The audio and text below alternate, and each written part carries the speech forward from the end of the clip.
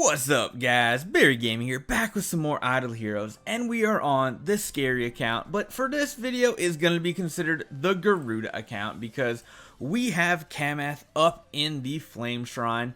We haven't had a good test of what Garuda can do in Flame Shrine in quite a while. I think it's about time we revisit that. Everything looks good to go for her. And the big difference this time is we have that E5 Belrain, so our survivability should be very, very good compared to the last one we did here. So we have faction advantage. Of course, we're not going to be as good as GDP is. That's just not going to happen. But we're going to keep our Heart Watcher in the front. And actually our Belrain as well. And then we're going to throw our 2 Garudas and a Amun-Ra in the back. I feel like that looks pretty optimal. We don't really have any other heroes that would boost up damage or really survivability. Olivia?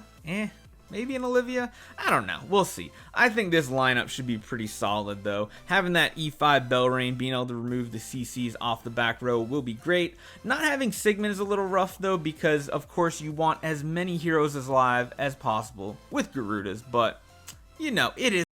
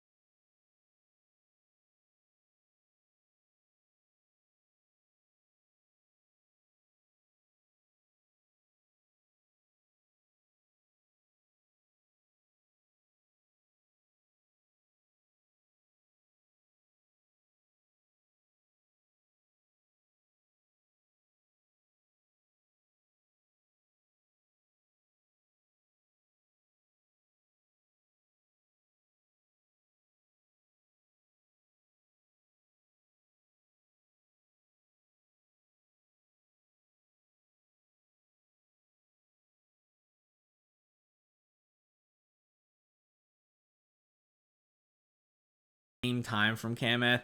It only seems like it's happened one time, so I don't think it's a big deal.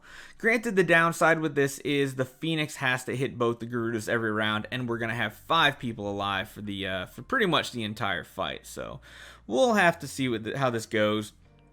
Honestly, if we had a Sigmund down here instead of a Deathsworn, and something like a Gurk instead of Amun-Ra, that'd be such a good... See, like this right here. Belrain doesn't have her active, and sadly that Garuda is just petrified. So we do lose out on quite a bit of damage here.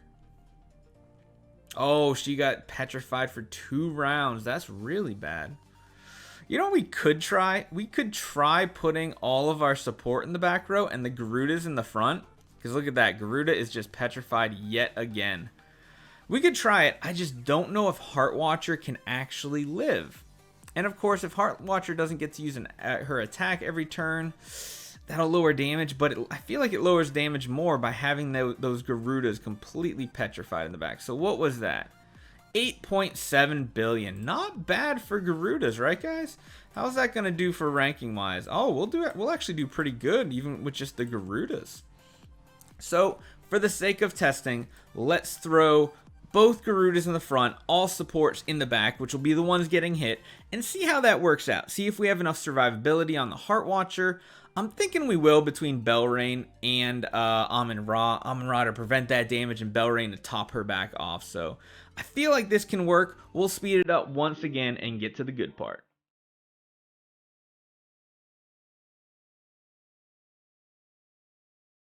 Right there, perfect. Belrain uses her active, frees Heart Watcher from that CC. So I know, I said we'd speed it up. So here we go, back to speeding it up.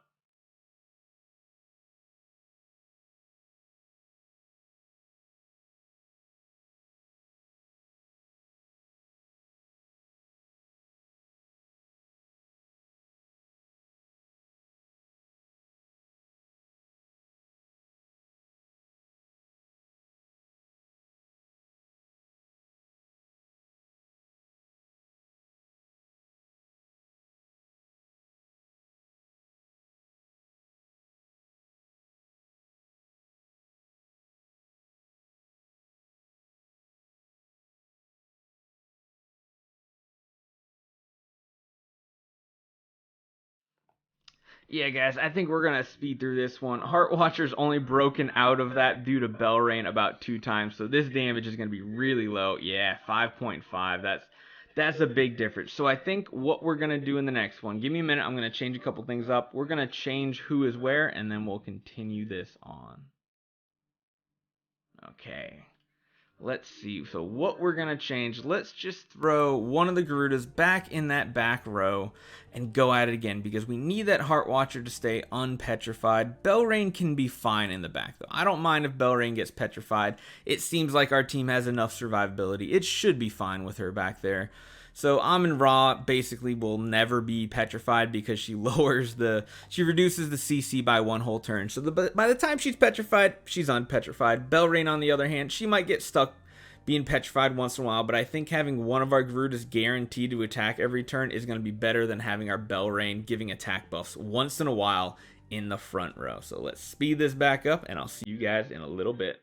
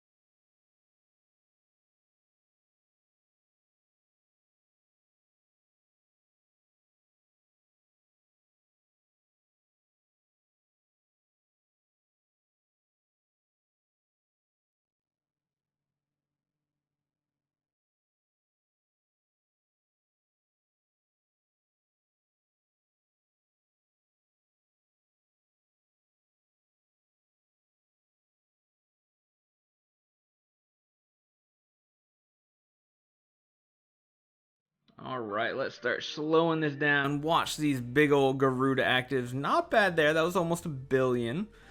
I think that math was right. Well, wait, 5, 6, 7, it was like 800. Okay, 800 million. It was close. It was close. Big active. Oh, that one right there was a billion, though. That one was a really nice hit here. I mean, granted, we're not doing scary numbers at all, but we're still doing pretty solid damage with just 2 Garudas and supports. It's less of an all-in type thing. When you're building scaries, all you're building is scaries.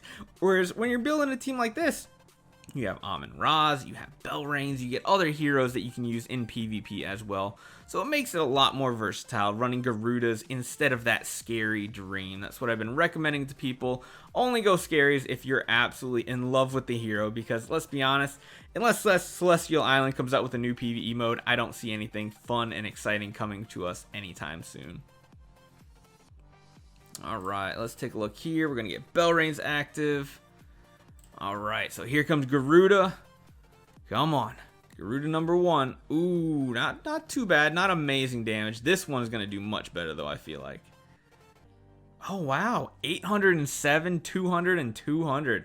This is going to be a pretty good damage run right here. Sadly, we have no actives coming for the last Phoenix buff, but it is what it is. It'll still be decent damage. I feel like we'll be close to 10. I think we'll be close to 10. But we'll have to see right here at the very end after the Heart Watch.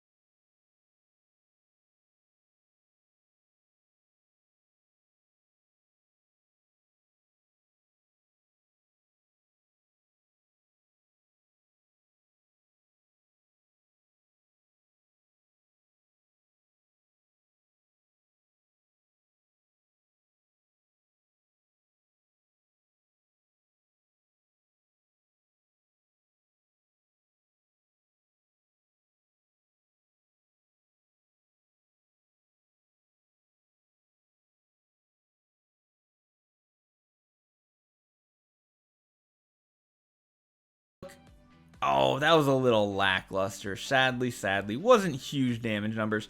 I feel like we'll be close to the 10 to 12 billion damage mark, though. I think it'll still be good. Oh, actually, you know what? We have Garuda right here with one more active because she's getting hit. I wonder if putting them in the back row and hoping for some good RNG is better because they get more energy when the Kamaths are hitting them. Oh, that was really low damage numbers too. So sad, but I think overall it's still some solid damage. Granted, you have to remember, yeah, almost 10, just barely missed it. So having the Garudas in the back row can help a ton just because they get extra energy if they can avoid being petrified. That's the big difference. And look at this, we're even first place, even using our secondary lineup, our Garudas instead of those Skereis. But if you remember, Skereis do about 25 billion a hit, so we're doing about 30-ish%, about 30 to 40% of the damage that Skereis normally do. Granted, we had one really bad attempt, so maybe closer to 40 to 50%, we'll say, compared to our Skerei lineup. But overall, Garudas can be absolutely gods when it comes to PvE. If you have not seen it, go check out GDP's channel here on YouTube too. He just uploads random videos, nothing that's not like an Idle Heroes channel. He just uploads some highlights that he does. So he's always posting those screenshots on Reddit too, and all the Discords showing his crazy single Garuda damage. I think he's gotten Garuda up to like 15 billion, a solo Garuda before, so that's some really cool damage added in that Gurk and Sigmund and everything. So hopefully you guys enjoy this one. Hopefully it helped highlight the power of Garuda, especially now that we have that Belrain that can survive the whole fight. So hopefully you guys enjoy this one. Definitely can't wait till the event tomorrow, and look forward to some event videos tomorrow as well. And I'll see you guys next time.